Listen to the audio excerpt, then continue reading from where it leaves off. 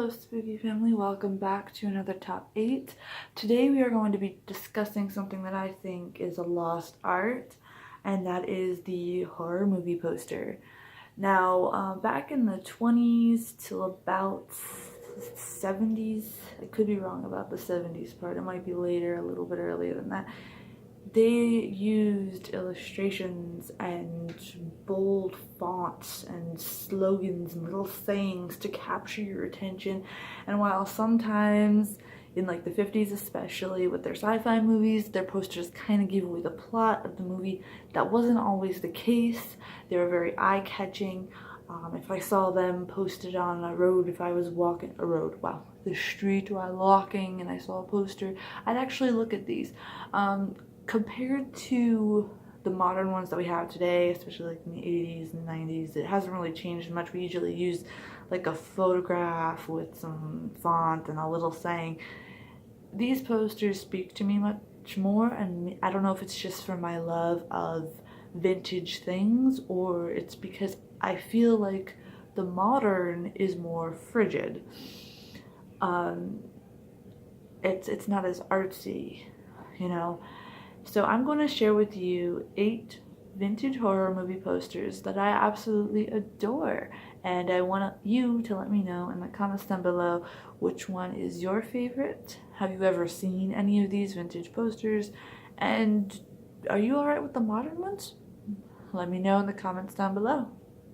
So the first one I got is the Brain Eaters from 1955. So this one is really interesting. I like how the woman is drawn, her brain's exposed. You see the officials in their uniforms down here. You got the catchy font. That is something that I think, would really capture my attention. And what's really cool is it kind of gives away what the movie's about, but not totally. Number 2 is Black Sunday, 1960. This is one of my favorite movies and will be reviewed on Chamber of Horrors real soon. This poster is so eerie. You can't tell me that if this was posted on a billboard full of a bunch of posters, this wouldn't stick out.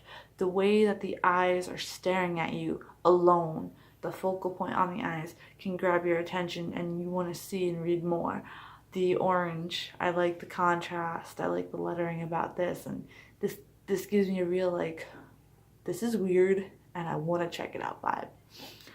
Number 3 is the Screaming Skull from 1938. This poster is freaking cool. This is something that I would want painted on a wall. We have our damsel in distress, we have our creepy skull, we got the skull hand there, the lettering is like kind of out there but not, but the skull grabs your attention and zooms you in to read. I like that. Number 4, Dracula, 1931. This one is quite simple, very straight to the point. The yellow lettering says Dracula. I think at this point in time, Dracula, the tale was pretty much popular due to Bram Stoker's book. I like how they had the drawing of Mr. Lugosi looking eerie and creepy. It's perfect. Number 5, Return of the Fly, 1959, one of my favorite Vincent Price movies. We got the slogans, and every time I see these vintage posters, I think of the announcers being like, scarier than ever, all that weird stuff that they used to do back then. I think it just pumped people up to see movies, just pumped them up. We got a little bit, of a weird fly drawing over there, and we get our kind of, actors and actresses there looking all what's going on. It's a perfect poster. Number 6 is The Mummy from 1932. This is Boris Karloff's Mummy. What's really cool about this poster is I think that it depicts the tone of the movie, explorations, tombs. The color scheme is perfect for that. I love how the mummy is drawn. It's very simple yet intriguing at the same time. Number 7, Werewolf of London, 1955. I really need to do my 50s review series, because these films are fantastic.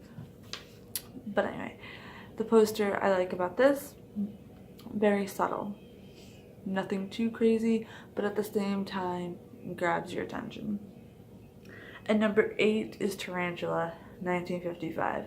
This one obviously gives away the movie's point, but it's for like, you know, 50s sci-fi. The posters were strange. The big spider, obviously, you know, crazy spiders are gonna come over and take over everything, whatever.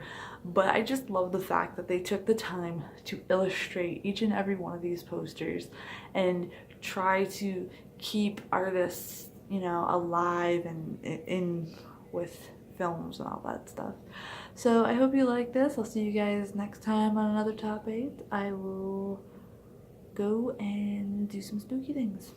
Bye.